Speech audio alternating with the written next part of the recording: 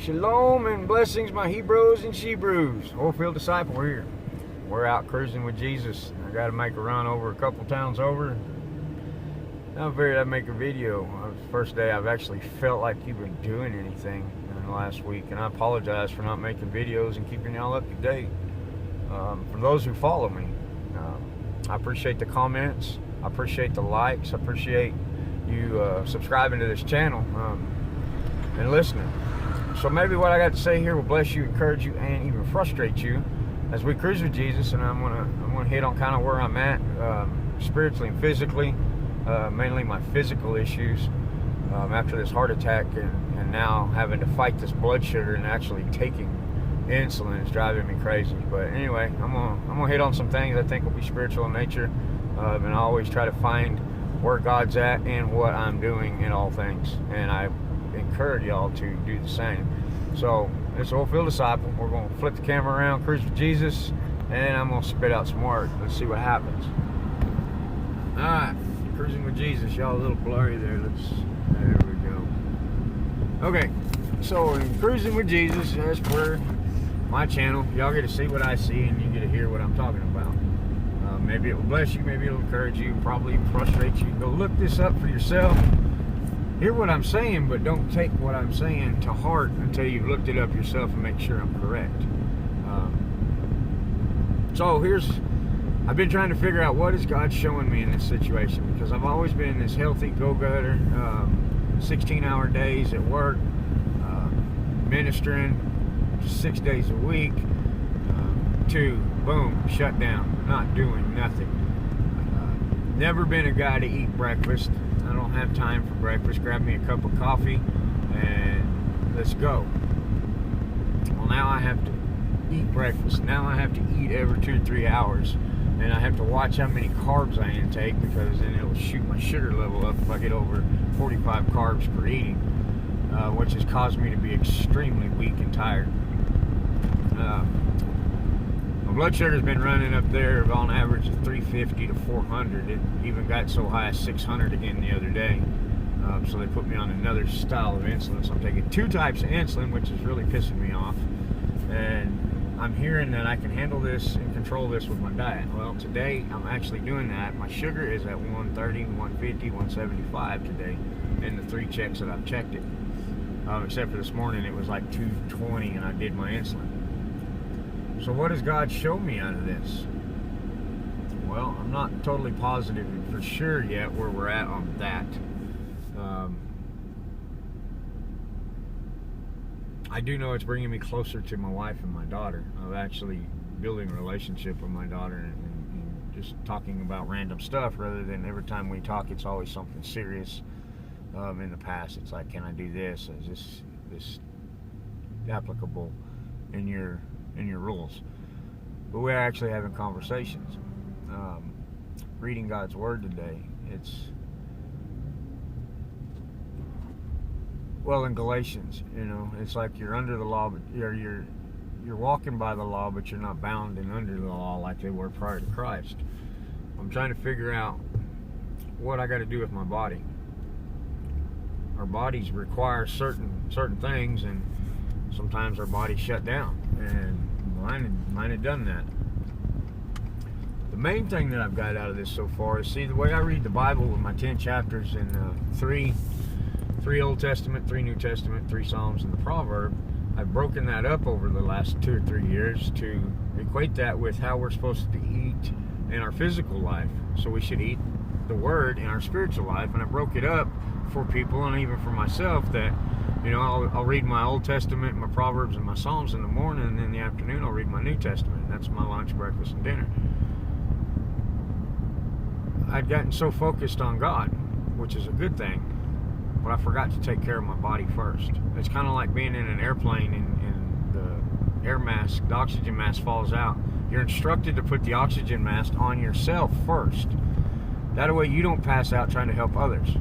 Put your own mask on, then you can help that beside you put theirs on.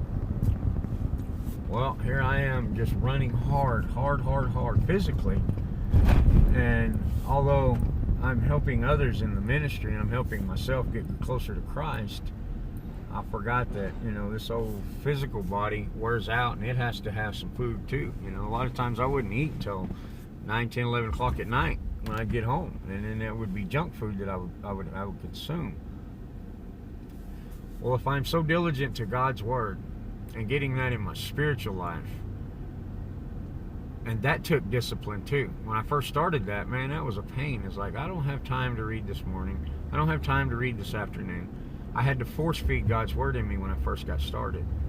Well, now I'm that way physically. I'm having to, like this morning, I chewed on that egg for seemed like half a day trying to get it to go down. I don't like eating in the mornings when I first get up. But my body and the doctors say, this is what you're going to have to do if you don't want to keep injecting this insulin. Well, I'm not a junkie, so every time I poke myself with that needle, I think of junkies. And it drives me nuts that I'm dependent on this. Not to mention, if the world goes to hell tomorrow, what am I going to do? I'm going to have to go rob the pharmacy and get me some insulin. That's going to put me in sin. Or I'm going to die. So there's the choice that I'll have to make there. But I'm also told that my diet, I can fix this and I don't have to take the insulin. So not only am I in prayer and praying on that, feeding on that, but I'm also trusting in the Lord to show me that this was just to show me that I needed to slow down a little bit and apply what the Word and the Spirit's telling me to do in the flesh, and allow the Spirit to lead the flesh, like it talks about in like Paul talks about in Galatians, and so that's kind of what I've got out of it so far. Is we get one-sided one way or the other if we're not careful. And I'd gotten so far into my spiritual life and working my ass off, at my daily job, and then coming in and ministering outside of my home, that I was not only forgetting to really minister to my family, but I wasn't putting my own oxygen mask on. I wasn't taking care of myself physically. And so that's something I implore y'all to do, because I was Superman all my life. I broke my hand and they put me in a cast, and I cut the cast off so I could work that night. I didn't follow doctor's orders. Now I got a jacked up hand, but it still works. It just hurts all the time. You see what I'm saying? We don't always follow directions correctly, and we pick and choose what direction and what rules we follow. We do it spiritually and we do it physically. So God's showing me that I've got to be stable in all my ways, not double-minded. And that's kind of what I'm picking up out of where I'm at so far. And so I hope maybe this will make y'all think. I had an uncle 4 or 5 years ago told me that, this almost made him diabetic by not eating because going so hard. And I blew that off. I was like, yeah, whatever. You're a wuss. See, there's rules and guidelines, just like following Torah. The Torah is there for us to have health, wealth, and walk in God correctly. It's not do's and don'ts. It's, if you'll do this, you'll be spiritually strong, but yet you'll be physically strong too.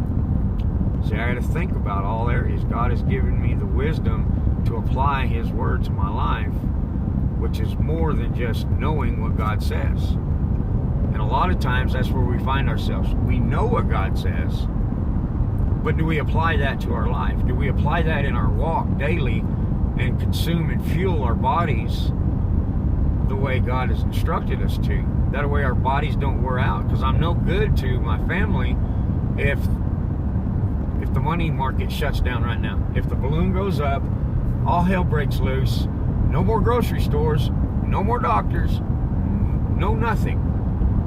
How am I going to protect my family? I'm at this point with my insulins, I'm in trouble. I got a month's tops of insulin. That ain't cool. So, just like I do at work, I do preventative maintenance on the machine so they don't break down and tear up. If I don't grease them right, if I don't check the oil right, then that machine may be made to go 10 million hours. But now I've reduced its time down to 2 million hours. And that's what I've done with my body. I've consumed a lot of drugs and alcohol and all that prior to following Christ that tore my body down. I do believe and trust that God will build it back up, but He's going to use this to get my attention, because He's been trying to get my attention for a long time on this, and I'm just kind of blew it off. So I hope you feel me on this, and do a little preventive maintenance on your own body. Make sure you're taking what is good and healthy, all while maintaining the spiritual walk. You know, because I could take my eyes off the spiritual walk real easy right now, focus solely on my illness, and forget about God. I could do that real easy, but I'm not. I'm staying focused on God, and I'm saying, what are you showing me here? Basically, what I'm going through is what Jonah went through in the whale, I believe. Now, I'm not comparing myself to Jonah, so don't get me there, but I was disobedient in what God said for certain areas, and he said, okay, we're going to do it my way. Do you feel me? Does that make sense? I hope so. I hope this message can bless you, encourage you, frustrate you. Go do your due diligence. Take care of your body, take care of your family, take care of yourself, but maintain your walk with Jesus Christ at all costs. Jesus must be first. But then that'll show you how to do your body. Don't take it for granted that your body's just going to do what it does. It's the Oilfield Disciple. I'll catch you guys on the next ride, and I'll try to make some more frequent videos.